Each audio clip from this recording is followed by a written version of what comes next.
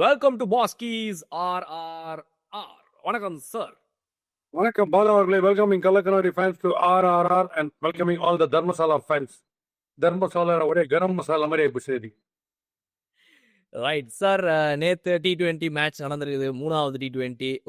ஒரு விக்டரி நமக்கு, ஒரு விக்டரி அவங்களுக்கு, ஒரு விக்டரி உனக்கு, ஒரு விக்டரி வந்து மாற்றி மாற்றி கேம் ஆட்டுக்கிறாங்க ரெண்டு டீமும். ஸோ இந்த விக்டரின்னு பார்த்தீங்கன்னா வந்து ஒரு ஒன் சைடடாக அடிச்சு நகர்த்துற அளவுக்கு ஒரு ஃபர்ஸ்ட் இன்னிங்ஸ் பர்ஃபார்மன்ஸ்ல இருந்து ஆரம்பிச்சு நிறைய விஷயங்கள் இருக்கு. நீங்க சொல்லுங்க சார், ஓவராலா இன்னைக்கு மேட்ச் எப்படி இருந்துச்சு? ரெண்டு கேப்டனை பத்தி ஒவ்வொரு விஷயம் சொல்லிடுறேன். சூரியகுமார் யாதவ் வந்து ஹேட்ஸ் ஆஃப். எதுக்கு சொல்லணும், டாஸ் ஜெயிச்சிட்டார். அது ரொம்ப பெரிய பிளஸ் பாயிண்ட். இது டாஸ் ஜெயிச்சது. அந்த மேட்ரு டீட்டெயிலாக பேசுவோம்.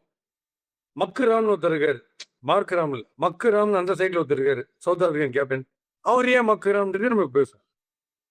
Okay right sir. இந்த ரெண்டு கேப்டனை பத்தின ஏதோ மேட்டர் உள்ள ஒரு வச்சிருக்கீங்க ரெடியா அப்படின்றது தெரிஞ்சு போச்சு. இப்போ ஃபர்ஸ்ட் சார், இந்த கேப்டன்ஸை பத்தி பேசுறதுக்கு முன்னாடி என்னோட பேசிக் கேள்வி என்னன்னா சார், இந்த பிச்சை பத்தி கொஞ்சம் சொல்லுங்க சார். பிகாஸ் இப்போ ஆடியன்ஸ்க்கு வந்து நீங்க இதுக்கு முன்னாடி நிறைய பிச்சஸ் பத்தி எல்லாம் பேசியிருக்கீங்க. நம்ம கேரம் பிச்சிங் ஒரு விஷயத்தை ரொம்ப சூப்பர் அனலைஸ் பண்ணலாம் சொல்லியிருக்கீங்க. இந்த பிச் எந்த மாதிரி சார்? பிகாஸ் சிவம் துபே மாதிரி ஒருத்தர் போடுறதுங்கிறது வந்து ஃபர்ஸ்ட் பால்லயே வந்து வெயிட் பண்ணி அடிக்க போகும்போது முதல் பால்லயே ஒருத்தர் அவுட் ஆகிறார் அவர்கிட்ட. நம்மளோட சேஸ்ல பாத்தீங்கன்னா வந்து செம்மையா போயிட்டு இருந்த சேஸ் ஒரு 5 ஓவர் 60 ரன் அடிச்சுக்காங்க. அபிஷேக் சர்மா ஒருத்தர் அவுட் ஆனது. அதுக்கப்புறமா திலக் வர்மா அண்ட் சுப்மன் கில் வாட்ச்ஃபுல்லா ஆடி அந்த எல்லாமே வந்து சிங்கிள்ஸா போய் கிட்டத்தட்ட 15வது ஓவர் வரைக்கும் போய் தான் ஜெயிக்கவே முடிஞ்சுது. ஸோ இந்த பிச் எப்படிப்பட்ட பிச், எதனால இப்படி பிஹேவ் பண்ணுச்சு? தரம்சாலா ஆனவுடனே ஸ்விங் ஷோரு ஓப்பன். அந்த அந்த மவுண்டனஸ் ரீஜன், அதுல ஸ்விங் சத்தியமா ஆகும். யாரு போட்டாலும் ஆகும். சீம்லயே போடுறவங்க இருந்தா அவங்களுக்கு ரொம்ப ரொம்ப பெரிய பிளஸ். ஓகே, ஸோ இது வந்து சீமிங்கிறதுனாலேயே டாஸ் ஜெயிச்சு அது என்ன ஆகும் ஏறாகும், நம்ம போய் ஸ்விங்கில் மாட்டிக்குவானா அப்படின்னு சொல்லிட்டு ஃபர்ஸ்ட் ஞாபகம் இருக்கா, நியூசிலாண்டோட 56 ஓவர் அவுட் ஆகணும் பெங்களூர்ல. ஓவர் காஸ்ட் கண்டிஷன்ஸ்ல போய் பேட்டிங் ஆடணும் டெஸ்ட் மேட்ச்ல, ஞாபகம் இருக்கா? அந்த மாதிரி இது ஷூரா ஸ்விங் ஆகணும்னா toss best toss to win. கிளீனா அவங்க பேட்டிங்ல விட்டாங்க, செத்து சுண்ணாம போயிட்டாங்க முதல் 5 ஓவர். நீங்க பாத்தீங்கன்னா டு ஸ்டார்ட் வித் ரீசா ஹென்ரிக்கு 2 பால் லெக் பிரேக் மாதிரி பீட் பண்ணாரு. அர்ஷீப் இஸ் தி ஜீனியஸ் இந்த மாதிரி கண்டிஷன்ஸ்ல. 2 ஸ்லிப்பு போகும், தேச்சின் பேட்டோட எட்ஜ் கிஸ் பண்ணி போச்சு. அடுத்த பால் வெளில போகிறதுன்னு டென்டேட்டிவ் வந்து பட்டுன்னு உள்ள வந்துச்சு. ராணா போட்டாருன்னா ராணா அடிக்கிறார், வீட்டு எச்ச ஒண்ணு அடிக்கிறார். ரெவரியன்ஸுக்கு இன்னும் ஆடுறது ஸ்ட்ரோக்கே போக முடியல. பிச்சில் மார்க்ராம் ஒருத்தர் தான் நிக்கிறாரு, அவருக்கு பொட்டுன்னு வந்து தொடையில் அடிக்குது. யூஎஸ்ல வேர்ல்ட் கப்புக்கு ஆரம்பத்துல ஒரு பிச்சு கொடுத்தாங்க தெரியுமா, யூஎஸ்ல நியூயார்க்ல எங்கேயும் ஆடணும், ஞாபகம் இல்லை எக்ஸாக்டா இடம். அந்த இடத்துல பிச்சு டொப்புன்னு வச்சு நான் கூட சொன்னேன், புவனேஸ்வர் குமார் ஹர்திக் பாண்டியா மாதிரி போலர்ஸுங்க போட்டா ரொம்ப கஷ்டம் வந்து drop it on the seam, but சீம்லயே பால் போனோம். அந்த மாதிரி சும்மா லெங்க்ல டிராப் பண்ணீங்கன்னா இந்த பிச்சில் ரணகரமாயிடும். அதுல நம்ம வந்து பிரமாதப்படுத்திட்டோம். பவர் பிளேல போட்டு நொந்து போடாங்க. மார்க்ராம் தான் ஒரே பிளேயர், டென்னிஸ் மாதிரி அணிவார் தனியா. மீதி பேர்லாம் வந்துட்டு அப்புறம் மார்க்ராம் அப்புறம் நாளைக்கு தந்திக்கலாம் வந்து கெஸ்ட் மாதிரி போயின்னு இருந்தாங்க. ஸோ இது ஒரு சைடு. அந்த டாஸை வின் பண்ணிட்டு அதுலயே எனக்கு 2-3 கேட்சை விட்டோன்னு எனக்கு ஹார்ட்ல வெளில வந்துச்சு. ஏன்னா இதுல 100 அடிக்கிறதே திருப்பி கஷ்டம் நினைச்சேன். ஆனா அபிஷேக் சர்மா என்ன சொல்றாரு, I think differently with the world things in one direction. நான் எவனாலும் வெட்டுவேன்ற மாதிரி முதல் அபிஷேக் தான் ரியல் ஹீரோ இதுல. ஏன்னா முதல் 5 ஓவர்ல அவர் அடி இருக்குல்ல, 60 வந்துச்சு ஸ்கோர். பாதி கடல் தாண்டிட்டோம். 120 ஆட் ரன்ஸுக்கு நம்ம 60 தாண்டியாச்சு 5 ஓவர். பவர் பிளேயை பெஸ்டா யூஸ் பண்ணியாச்சு. அதுக்கப்புறம் ஏன் மேட்ச் கட்சி வரைக்கும் போச்சு அது நம்ம பேசுவோம். சார், இப்போ இந்த ஏடன் மார்க்ரம் ஆடின இன்னிங்ஸ் பத்தி நீங்க சொன்னீங்க சார். அவர் ஒருத்தர் தான் இந்த பிச்சை அழகா ரீட் பண்ணாரோ அப்படின்னு எனக்கு தோணுச்சு சார். பிகாஸ் மற்றவங்க யாருமே இந்த பிச்சுக்கு ஏற்ற மாதிரி ஆடல. எல்லாருமே 4 பால் பிடிச்சி முடிச்ச உடனே 3 சிக்ஸாவது அடிச்சிருந்துருக்கணும்ப்பா. 10 பால் பிடிச்சிருந்தோம்னா 6 சிக்ஸாவது அடிச்சிருந்துருக்கணும். அந்த மாதிரி கணக்குலயே T20 ஸ்டைல் ஆடினாங்க. இவர் ஒருத்தர் தான் நம்ம டீம்ல KL ராகுல் ஆடுவார் பாருங்க, அந்த மாதிரி. இது இந்த மாதிரி பிச்சா, அதான் வரேன் இது அப்படின்னு சொல்லி ரொம்ப பொறுமையா ஆடின மாதிரி இருந்துச்சு சார் ஏடன் மார்க்ரம். ஆமாமா, அவருக்கு the time taken to figure out just short of playing ball, பின்னாடி போறதுக்கு டைம், பட்டுன்னு அடிக்கிறது, எல்லாத்துலயுமே மீதி பேரோட கிட்டத்தட்ட குவிண்டன் டிகா கூட ஃபாஸ்டா இருக்காரு அதை கேட்ச் பண்றதுல. அதனாலதான் நல்ல பிச்சிலேயே கஷ்டமான டெலிவரிஸ்ல கூட 6 வச்சாரு. ரொம்ப டாப் கிளாஸ் ஆடுறாரு இது பேடி. மீதி பேர்லாம் நல்லா இருந்துச்சு, அவர் வஞ்சிருக்காரு. மீதி பேர் வழியும் போது அவர் நல்லா இருந்தார். அவங்க ஏதாவது உடன்பாட்டுக்கு வரணும் அவங்க பிளேயர்ஸ்குள்ள, டீம் மீட்டிங்ல. இது ஒன்று ரெகுலரா நடக்குது. அவர் ஏன் மக்குறாம்னு நான் சொன்னேன்னா, 114 அது அவுட் ஆயிடுச்சு. இது என்ன பண்ணுவீங்க இதுக்கு? இதை டிபெண்ட் பண்றதுக்கு நார்மலா நம்ம ஒரு தேதி உங்களுக்கு நான் சொல்றேன். என்னுடைய பெஸ்ட் போலர் ட்ரம்ப் கார்டு யாரோ அவங்கள வச்சு இப்ப நான் என்கிட்ட வருண் சக்கரவர்த்தி சுனில் நாராயண் இருக்கான். என் டீம் 100 ஆல் அவுட்னா அவங்க 2 பேர் முதல் 8 ஓவர் போட சொல்றேன். இதுதான் Marco Jansen is brilliant. Ball seam swing bounce ஆகும். Marco Jansen brilliant. எதை வந்து குயிக்கா போகணும், எந்த கையை அப்படி தூக்கி லைட்டா எதை டிராப் பண்ணணும் எல்லாம் அவருக்கு தெரியும். அடுத்த ஃபாஸ்டஸ்ட் போலர், அடுத்த ஃபாஸ்டஸ்ட் இல்ல, டீம்லயே ஃபாஸ்டஸ்ட் போலர் யாரு? சவுத் ஆப்பிரிக்கா 150 போடுறாள் யாரு? ஒரே ஆள் தான் சார். நோர்கே. மீதி பேர்ல சேர்த்தாலே அவ்வளவு வராது. அப்போ பால் ஸ்டீம் ஆகுதுன்றுச்சு. முதல் 8 ஓவர்ல கிரிப்பை விட்டுறக்கூடாது. இந்த இந்தியன் டீம் கண்ணில் வரல விட்டு ஆட்டணும். இந்த 100 பிளஸ் எல்லாம் அவ்வளவு ஈஸியா அடிச்சிடக்கூடாது. வேர்ல்ட் கப் 1980 கபில் சொன்ன மாதிரி நினைக்கும் போது உங்களுடைய பெஸ்ட் 2 போலர் நீங்க கொடுக்கணும். இங்க இது வரைக்கும் நுங்கி இங்கிட்ட பெஸ்ட் போலர் நான் இல்லைன்னு சொல்ல. அதெல்லாம் ஸ்லோவா அந்த பிச்சில் பிரமாதமான போலர். அவர் ஃபாஸ்டா எப்பயாவது தான் போடுறது. நேத்திக்கும் ஒரு வீடு எடுத்துட்டு நான் இல்லைன்னு சொல்ல. ரியல் குவிக் போலர் போட்டிருந்தா ரொம்ப பெரிய சேலஞ்சா இருந்திருக்கும். அவரை கொண்டு 8வது ஓவருக்கு அப்புறம் கொண்டாரு யார்? நார்கே. அந்த சமயத்துக்கு 80 ரன் வந்தாச்சு ஸ்கோர்ல. அதனாலதான் நார்கே, பாஷ், அதுக்கப்புறம் இந்த பார்ட்மேன் இவங்க எல்லாம் அக்யூரேட்டா நல்ல குயிக்கா போடும்போது 6th ஓவர்ல இருந்து செம்ம ஸ்லைடா இருந்துச்சு. கடைசி வின் பண்ற வரைக்கும் பாத்தீங்கன்னா கடைசி 10 ரன் வரைக்கும் செம்ம ஸ்லைடு. ஏன்னா எதுவுமே பண்ண முடியல, இன்னோவேட்டிவ் ஆட முடியல, பொட்டு அடிக்குது பேட்ல.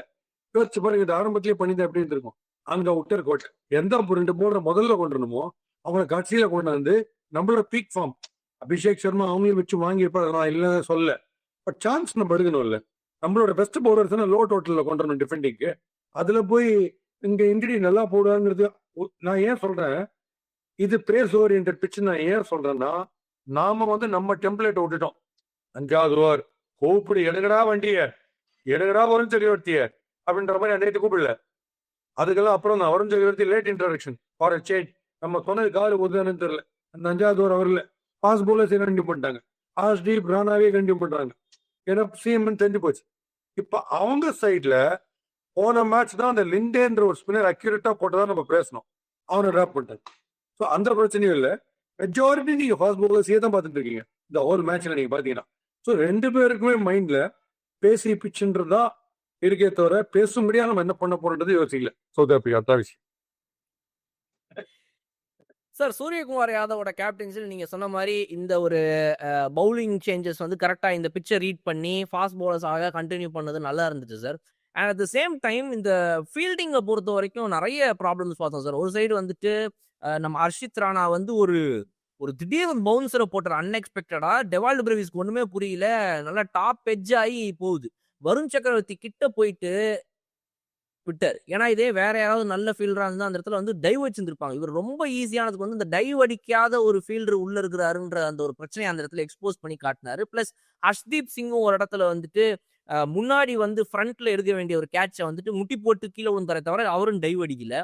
அப்புறம் ஹர்ஷித் ராணா பாத்தீங்கன்னா ஒரு இடத்துல வந்து லாங்ல நின்று இருக்கும்போது பாலை தேடி முன்னாடி ஓடி வந்துட்டாரு, மிஸ்ஜட்ஜ் பண்ணி அப்புறம் பின்னாடி போனாரு, விட்டார். ஸோ இந்த மாதிரி ஃபீல்டிங் மிஸ்டேக்ஸ் அண்ட் கொஞ்சம் ஸ்லாப்பி ஃபீல்டர்ஸ் நம்மளோட டீம்ல இருக்கிறது எக்ஸ்போஸ் ஆகுறது வந்து கொஞ்சம் இஷ்யூவா தெரியுதுன்னு நினைக்கிறேன். நீங்க என்ன நினைக்கிறீங்க? பாலா, நீங்க சொன்ன விஷயம் நல்ல சூப்பரான ஒரு விஷயம். நீங்க கேட்ட விஷயம் நான் வந்து உங்களுக்கு எக்ஸ்பிளைன் பண்றேன். பால் இப்போ ஒயிட் பால் இல்ல, எங்க போச்சுன்னு தெரியல, ரெட் பால் தான் இருக்கு. நான் இதுல சொல்றேன் உங்களுக்கு. வருண் சக்கரவர்த்தியுடைய கேட்ச் வந்து அவர் போல இல்ல. அவர் வந்து not the best of fielder, but அவர் டெரிஃபிக் கார்டன் பால் எல்லாம் பிடிச்சி நான் பாத்திருக்கேன், பிடிப்பார். பட் என்னன்னா பால் இப்படி வருது, இங்கேருந்து இப்படி பால் இங்க வரும்போது நான் இந்த ஃபீல்டர் இங்க நிக்கிறேன்.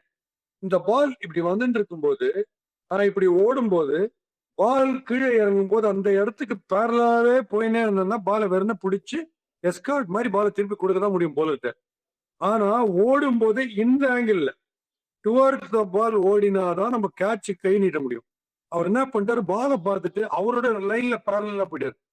ஸோ நீங்க சொல்ற மாதிரி அது வந்து காஸ்ட்லி அமையலாம். லக்கிலி நேற்று பெரிய காஸ்ட்லி ஆகல, ஆனா அதெல்லாம் காஸ்ட்லி ஆகும் சில மேட்சஸ்ல. ஓகே, நம்பர் 1 வருண் விட்ட கேட்ச். ஆஷ்தீப் லாங் ஆன்ல நிக்கிறாரு. லாங் ஆன்ல நிக்கிற ஃபீல்டு இப்போ Faf du Plessis, Markram, Rabada, Jadeja, இந்த 4 பேரு மாடல்ஸ், ஐகானிக் மாடல்ஸ் கேட்ச் பிடிக்கிறது. Each one is got his own technique. ஜடேஜாவோட பிரில்லியன்டாலாம் பிடிக்க முடியாது.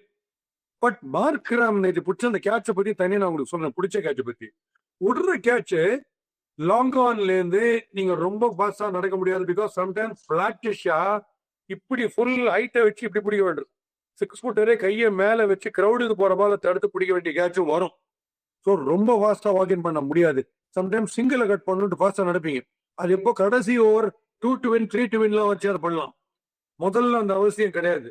பவுண்டரியில இருந்து ஜஸ்ட் ஒரு 2 ஸ்டெப் எடுத்து வைக்கணும். எடுத்து வச்சுட்டு பிளாட்டிஷா பால் வருது ஃப்ரண்ட்ல போய் பிடிக்கணும்ன்றச்சு இந்த ரொம்ப விழாம உடம்பு ஆடாம ஹெட் ஸ்ட்ரைட்டா வச்சுட்டு அப்படியே கையை நீட்டணும். ப்ரிப்பேர்ட்னஸ்ன்றது தான். Mentally prepared for the catch வச்சே கண்டுபிடிச்சிட்டேன். இன்னொன்னு பால் அடிச்ச உடனே சவுண்ட் எப்படி கேட்குது, டங்குன்னு நல்லா சாலிடா கேட்டதுன்னா பறந்து வருது பால் அர்த்தம். சரியா மிஸ்டைம் ஆச்சுன்னா சவுண்ட் வேற மாதிரி கேட்கும் பாட்டம்ல பட்டதுதான். ஸோ கையை கொண்டும் போது ஃப்ரண்ட்ல பால் வர சமயத்துக்கு குனிஞ்சிங்கனாலோ காலை மடக்கினீங்கனாலோ டைவ் அடிக்கணும்ட்டு போயிட்டு விஷன் போயிடும். அப்படி அப்படி அப்படி அப்படி மாறிடும் விஷன். விஷன் டைவர்ட் ஆச்சுன்னா அந்த பால் சரியா பிடிக்க மாட்டேங்க. அவர் அப்படியே விட்டார். நீங்களே பியூட்டிஃபுல்லா சொல்லிட்டீங்க. நம்ம இவர் ராணா என்ன பண்ணிட்டாரு, தலை திருக்கி ஃப்ரண்ட்ல ஓடி விட்டார். அது போலீஸ் கிட்ட வந்து திருடனை பிடினா ஃபாஸ்டா ஓடி திருடனுக்கு முன்னாடி போய் நான் ஃபர்ஸ்ட்னு சொல்லிட்டாரு ஒருத்தர் போலீஸ். அந்த மாதிரி இவர் வந்து பந்து வரச்சுனாக்கே, அதாவது ஃபென்ஸ்ல நிக்கிறோம், பந்து வந்து ஸ்கூப் ஆன பால் வந்து வந்துட்டு இருக்கு செயலை. அண்ட் அந்த கிரவுண்ட்ல என்ன சொல்றாங்க, காத்துல அப்படியே கேரி ஆகிட்டு ஸ்டாண்ட் பக்கம் போகும் பால்ன்றாங்க. அதனாலதான் அவங்களுக்கு சொன்ன முன்ன தினேஷ் கார்த்திக் அமைச்ச வீடியோலயே கிரவுண்ட் உள்ள போய் நின்ன உடனே பவுண்டரி கிட்ட புல்லு மண் எதையா எடுத்து போட்டு பாருங்க அது எந்த பக்கம் பறகுது. நம்ம பக்கம் புல்லு பறந்து வந்ததுன்னா பால் அடிச்சது நம்ம அப்படியே நிக்கலாம். பந்து அப்படியே ஒரு புல்லு டைரக்ஷன், புல் எப்படி வந்ததோ அதே மாதிரி.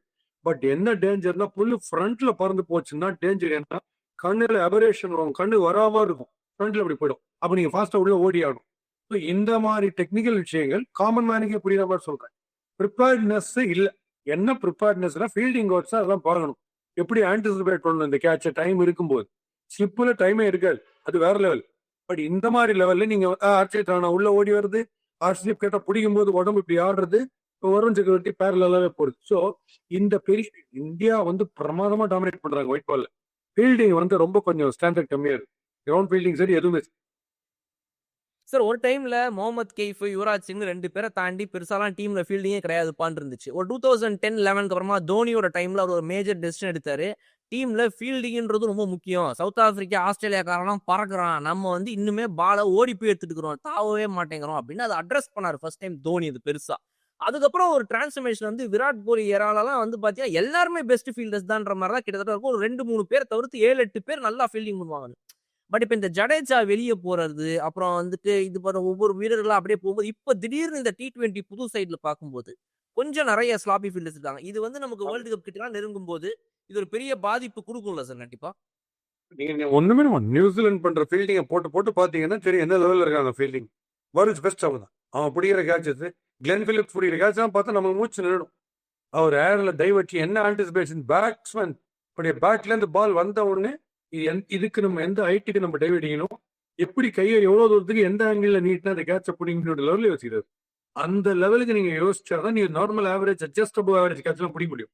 நாங்க வந்து உங்களை எக்ஸ்ட்ராடனரி கேட்ச் எல்லாம் பிடிக்க சொல்லல. உங்க கையில போட்டு வேற கேட்ச்க்கே நீங்க லேட்டா ரியாக்ட் பண்ணீங்கன்னா அப்புறம் ரொம்ப கஷ்டம் நீங்க சொல்ற மாதிரி. பட் இதுல என்னென்ன கிரிக்கெட் வினோதமான ஒரு ஆட்டம். ஏன்னா 2007 நான் வந்து சிங்கப்பூர்ல கமெண்ட்ரி ESPN சொல்லியிருந்தேன். அப்போ ஃபீல்டிங் தான் இம்பார்ட்டன்ட் T20 நாங்க. கட்சியில இந்தியா பாகிஸ்தான் வந்து ஃபைனல்ஸ் தோனி ஜெயிச்சார்ல. 2 சுமாரான ஃபீல்டிங் சைடு தான் கட்சியில் ஃபைனல்ஸ் வந்தது. பெஸ்ட் ஃபீல்டிங் சைட்லாம் வந்து பட்டுச்சு. அதனால கிரிக்கெட் நம்மளால புரிஞ்சுன்னு சொல்லவே முடியாது. பட் ஸ்டில் இந்த ஃபீல்டிங் ஏரியா மட்டும் நம்ம இம்ப்ரூவ் பண்ணலாம். போலிங் ஆர்ஷ்தீப் எல்லாம் பிரமாதமா போடுறாரு. DRS கேட்கறது வந்து நம்ம ஜிதேஷ் சர்மா எல்லாம் பிரில்லியண்டா சொன்னார். ஃபர்ஸ்ட் பிரமாதமா சொன்னார். இது டெஃபினட்டா லெக் ஸ்டம்புக்கு தான் வருது, இது பேட்ல பட்டிருக்குன்றதெல்லாம் சொல்றாரு. ஆர்ஷ்தீப் இப்படி மக்கா இருக்காரு. திக்கஸ்ட் பேட் எட்ஜது. பேட் பிஃபோர் விக்கெட்னு ஏதாவது புதுசா டிசிஷன் இருந்தா வேணா கொடுக்கலாம். அதுக்கு போய் DRS வேஸ்ட் பண்றோம். அது டவுன் த லெக் சைடு லெக்கம் பேர் காலில் பாடு கட்டினாருன்னா அங்க போய் போடும். அந்த ரிவியூல போய் ஏறுது. DRSக்கே மரியாதை இல்லை. அது மாதிரி. ஸோ நம்மளே வருண் சக்கரவர்த்தி லேட்டா இன்ட்ரடக்ஷன் அவங்க ஸ்பின்னர்ஸ்க்கே கொடுக்கலன்னா இந்த பிச்சு கிளியரா சீமுக்கு தான் ஹெல்ப் பண்ணுறது அவங்க எஸ்டாப்ளிஷ் பண்ணி ஃபோர்ஸி பண்ணிட்டாங்க. அதுல அவங்க லேட் ரியாக்ஷன்னால நம்ம தப்பிச்சு வந்த மேட்ச். அவங்க ஓப்பனிங்லயே நார்கே அண்ட் நம்ம யான்சனோட வந்திருந்தாங்கன்னா இவ்வளவு ஈஸியா இருந்திருக்காது. இந்த விக்டரியே ஈஸியா பண்ணல. நம்ம ரொம்ப கஷ்டப்பட்டிருப்போம். பவர் பிளேயர் 2-3 விக்கெட் போயிருந்தோம். சார் இந்தியாவோட டீம் பொறுத்த வரைக்கும் காம்பினேஷன்ல 2 சேஞ்சஸ் சார். ஜஸ்பிரிட் பும்ராவை ரெஸ்ட் பண்ணி ஹர்ஷித் ராணாவை உள்ள கொண்டு வந்திருக்காங்க. ஒரு சேஞ்ச் அதை பத்தி பேசுவோம் சார். பட் இந்த ஜஸ்பிரிட் பும்ரா ரெஸ்ட் பத்தி என்ன நினைக்கிறீங்க நீங்க? ஏதோ பர்சனல் ரீசன்ஸ் சொன்னாங்க. அது என்ன பர்சனல் ரீசன்ன்றது, பர்சனல் ரீசன் ஒரு வார்த்தை இருக்கு, ரெஸ்டட்னு ஒரு வார்த்தை இருக்கு, டிராப்டுன்னு ஒரு வார்த்தை இருக்கு. அதுக்கு வச்சு இப்போ அப்படி வேற ஏதாவது இருக்கும் பொழுது யாரையாவது ஏன் எடுக்கலன்னு சொன்னா, அதனால இது என்ன ரீசன்னே புரியல. என்ன ஹர்ஷித் ராணாவுடைய லக்கு நேற்றுக்கு பிச்சு சேமிங்க ஹெல்ப் பண்ணி அவரும் பிரமாதமான விக்கெட் எடுத்துட்டார். ரெவன்ஸ் விக்கெட் எடுத்ததெல்லாம் ரொம்ப ரொம்ப பெரிய பிளஸ். அதை பிளேட் ஆன் அவர் நல்லா போட்டார். அவருடைய இன்கட்டர்ஸ் வந்து அவர் ஒண்ணுமே புரியல. இந்த பிச்சு பிரமாதமா சூட் ஆயிடுச்சு. இதை நம்பிட்டு தான் இப்ப பாருங்க, ப்ரீவியஸ் மேட்ச் நம்ம அதே சவுத் ஆப்பிரிக்கன் டீம் ஆடிச்சு. அசால்ட்டா 350 பிளஸ் அடிச்சாங்க நம்மளோட. Which means it clearly shows there is some demand in the pitch. இல்லாட்டா ஏன் 114 ஆளுட்டு இன்னொரு மேட்ச்ல 84 ஆளுட்டு 74 ஏன் ஆறுது? பிச்சில் ஏதோ மேஜிக் நடக்குது, which is not suited to them. And நீங்க பருண் சக்கரவர்த்தி தேங்க்ஸ் அங்கிள் அப்படின்னு ஒரு மெசேஜ் நீங்க அமைச்சிருக்காரு தேங்க் பண்ணி.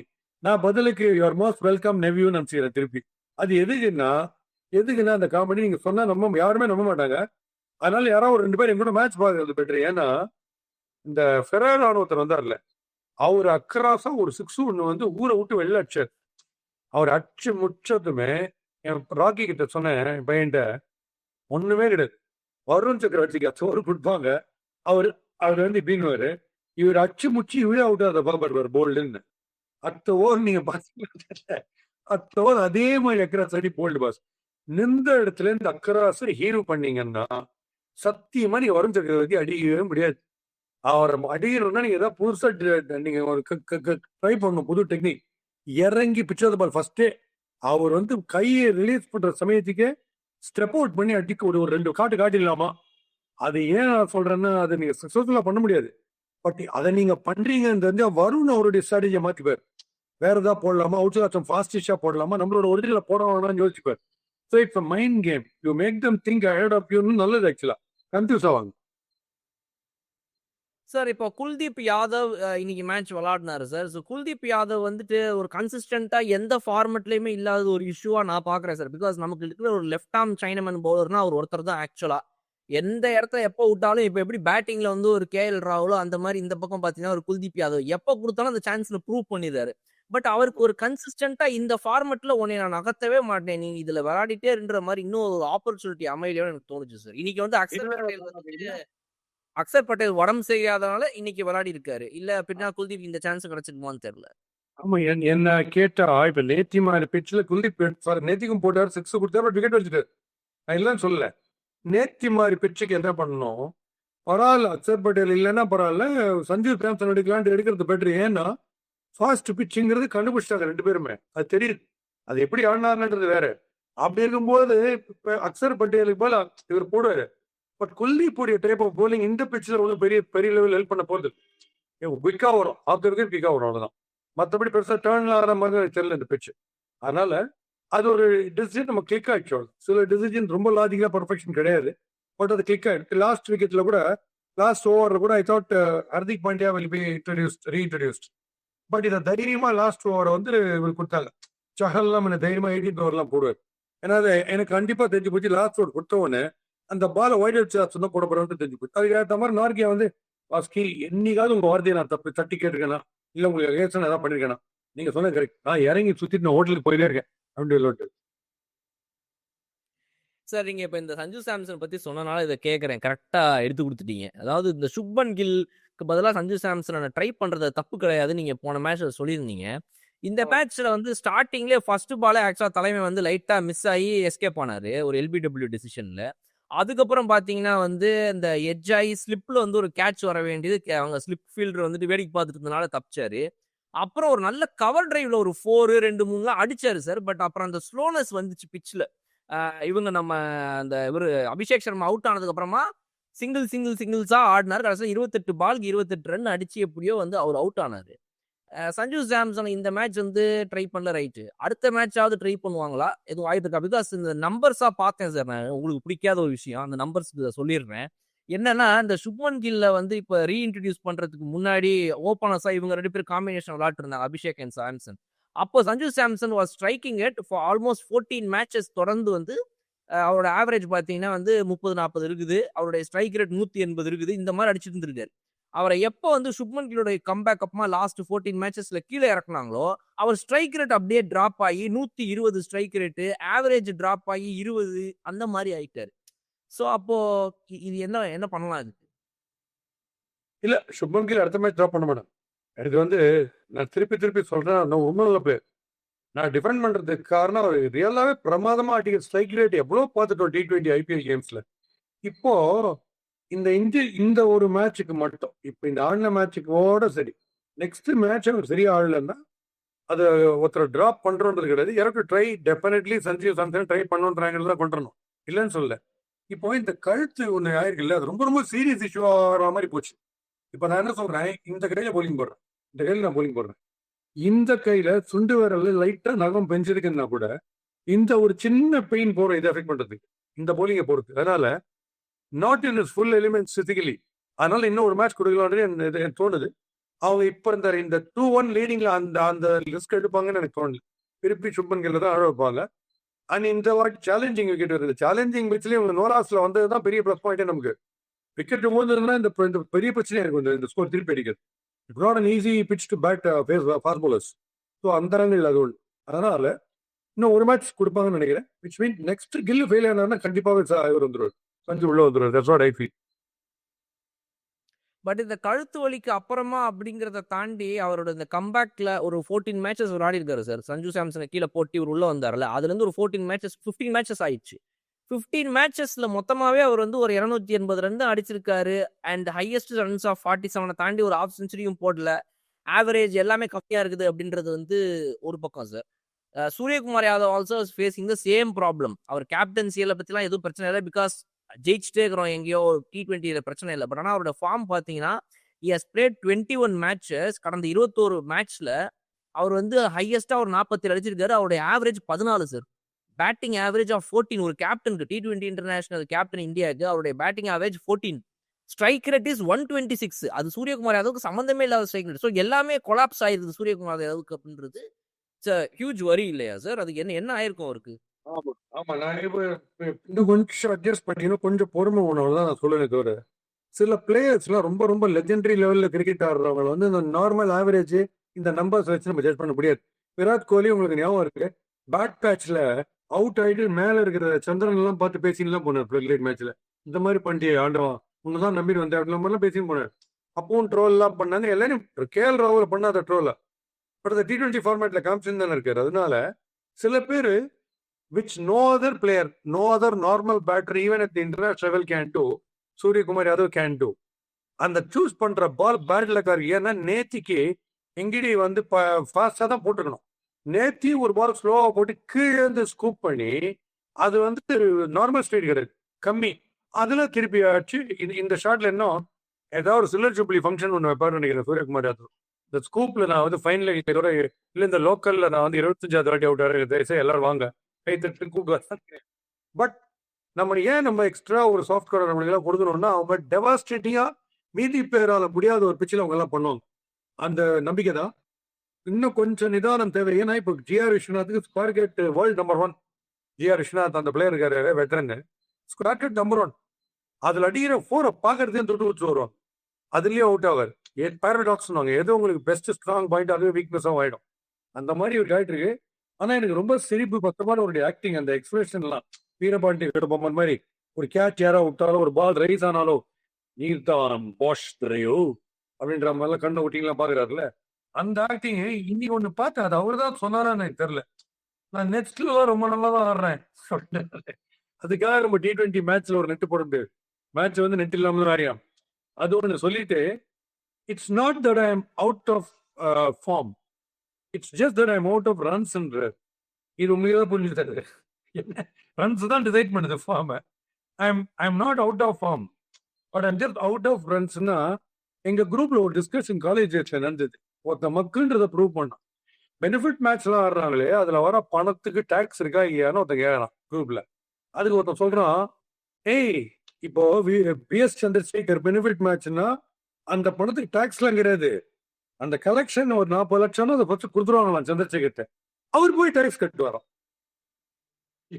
அப்படி இதுக்கு டாக்ஸ் இருக்கா இல்லையா? அப்போ அது மாதிரி இருக்கு சொல்றது. என்ன சொல்றாரு புரியல.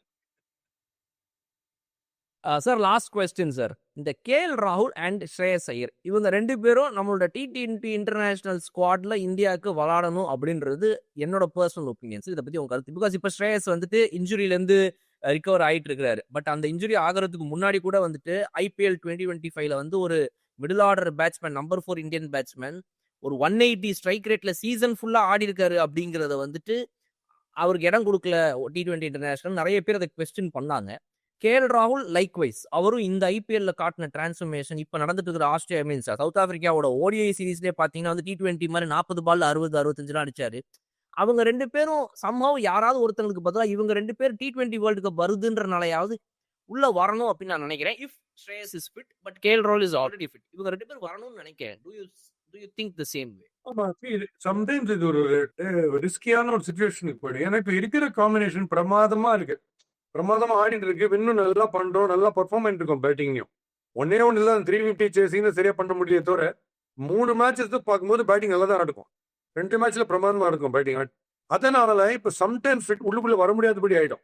அன்லஸ் ரொம்ப ரொம்ப பிஸ்டா பிளேயரு அப்படின்ற மாதிரி இருந்தாலும் வழியே பிஸ்டா தான் இல்லைன்னு சொல்லல. இப்ப பெருசா பெரிய லெவல் இப்ப உள்ள வர முடியாது. இப்ப சப்போஸ் அவர் இருந்திருந்தாருன்னா ஸ்குவாட்ல அக்சர் பட்டேல் பேர் கண்டிப்பா வந்துக்கலாம். ஏன்னா போலிங் மேனேஜ் பண்றதுக்கு ஆள் இருக்கு. சிவம் டுபே நேத்தி வந்து அவங்க இன்னும் பெட்டரா போலிங் யூஸ் பண்ணலாம், ஏர்லியா யூஸ் பண்ணலான்றது என்னுடைய எண்ணம்.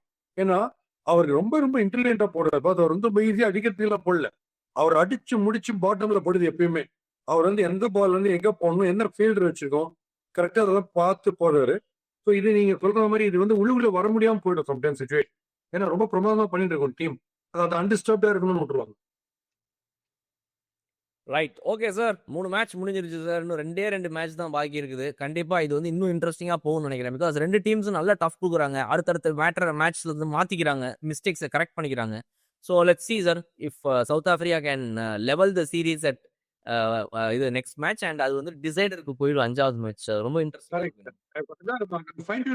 ஃபீல்டிங் ஓடிதான் Varun Chakravarthy it's a disaster for the entire world கையில பாதட் சார்னா. எனக்கு எந்த டீமுமே அவர் கரெக்டா ஆடும்னு தோணல. No wonder is number 1 T20. ரொம்ப பிரமாதம் போடுறாரு, பியூட்டிஃபுல்லா ஆஃப் த விக்கெட். வேற ஸ்பீட் ஒன்று இருக்குல்ல, அதுல உங்களுக்கு டைமே கிடையாது எந்த சுகாரத்தும். அவ்வளவு ஃபாஸ்டஸ்ட் பாஸ் போலரோட ஃபாஸ்ட் ஆகும். அண்ட் அது கெஸ்ஸிங். அவரும் ஃப்ரண்ட் ஃபுட் போடக்கூடாது, அவர் ஃப்ரண்ட் ஃபுட் போடாம இருக்கு. நேற்று கூட கொஞ்சம் ஷார்ட்டா போட்டார், பட் இந்த பிட்ச்ல எல்லாம் ஃப்ரண்ட் ஃபுட் போட்டாருன்னா மாறிடும், மேட்ச் மாறிடும்.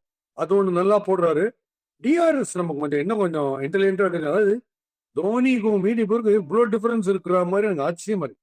நமக்கே பார்க்கும்போது டிவியில தெரியுது கண்ணாப்புனா எங்கேயோ வெளில போயிட்டு இருக்கு போல டோந்தரிக்ஸே. அதுக்கெல்லாம் டிஆர்எஸ் கேட்டு டிஆர்எஸ்க்கு அசிங்கமா இருக்கு, டிஆர்எஸ்ஏ கோச்சுக்கும். அந்த மாதிரி டிஆர்எஸ் கேட்கறது ரொம்ப. ஏன்னா சூரியகுமார் யாதவ் 2 பேர் தான் கேட்கலாம் டிஆர்எஸ். ஒன்னு கீப்பரை கேட்கணும், போலரை கேட்கறது கூட செகண்டரி. ஏன்னா எந்த போலருக்குமே நான் போடுற எல்லா போலும் அவுட், அது கண்டிப்பா அவுட்னும். அதனால கீப்பர் தான் பெஸ்ட் கேட்கறது. ஏன்னா இவர் எல்லாரும் கேட்கிறாரு, அம்பையரு, அப்புறம் ஒரு கிரௌட்ல ஒரு 4 பேர் போய் கேட்டு எத்தலாம் டிஆர்எஸ் அவருக்கு கேட்க மாட்டோம். அவர் டிசைட் பண்ணும் ஒன்லி வித் கீப்பர்ஸ் டெசிஷன், அதோட போறது பெட்டர். ரைட் சார், சூப்பர்பா முடிச்சிருக்கோம் இந்த மேட்சை. பட் ஆனால் நாளைக்கு எல்லாத்துக்கும் நான் தான் தலை. நாளைக்கு இருக்கு சார் 16ஆம் தேதி ஆக்ஷன் நடக்க போகுது. சூப்பர்பா, ரொம்ப இன்ட்ரெஸ்டிங்காக இருக்க போகுது sir. How interesting is it going to be நீங்க நினைக்கிறீங்க sir? Definitely CSK top priority. Obviously சிஎஸ்கேக்கு இந்த எண்ட் ஓவர்ஸ் போடுறதுக்கு போலர் வேணும். வேற யாராவது போலர் வேணும், யாருமே இல்லை இப்ப இருக்கு. இந்த போலிங்கை வச்சுட்டு நம்ம ரொம்ப ரொம்ப விக்கி ஆகும். இந்த இப்ப இருக்கிற போலிங் ஜடேஜா பத்திரனா இல்லைன்னா நம்ம எவ்ரி மேட்ச் நமக்கு எதுனா 200 2000 ரன் அடிப்பாங்களா. இப்ப இந்த எண்ட் ஓவர்ஸ் போடுறது யார் வர போறாங்க? அது யார்கர் போட தெரிஞ்சவர் யாரு? அட்லீஸ்ட் ஒரு எல்லிஸ் டைப்ல வேற யாராவது கிடைக்குமா? அதெல்லாம் கொஞ்சம் பாருங்க. அதனால அதுதான் ரொம்ப மெயின் காஸ் ஆஃப் பரியர் தான். அண்ட் அப்கோர்ஸ் நல்ல பேட்டர், ஒரு மில்லர் மாதிரி ஒரு பேட்டர் வந்தாருனாலும் பிரேவிஸ் ஒரு பொக்கிஷம், அப்படியே ஜாகிரதையா பாத்துக்கணும் Brevis. And lovely fielder also. Right sir, okay sir. நாளைக்கு அந்த ஆக்ஷன் முடிஞ்ச உடனே எப்படி சிஎஸ்கே வந்து ஒரு லைன் அப்பா ரெடி ஆயிருக்குது அப்படின்றத வந்துட்டு நம்ம கண்டிப்பா வந்து ஆடியன்ஸ் கிட்ட பேசுவோம் sir. Waiting to join you on that video sir. Exactly, நீங்க எல்லாருமே you be ready for the action. அது முடிஞ்ச உடனே will be ready for the action. கண்டிப்பா மறுபடியும் சந்திக்கிறோம். R R R. Bigg Boss Tamil season 9 review show. நான் வர தினமும் ராத்திரி 11:30 மணிக்கு. Subscribe to colour Kannadi media.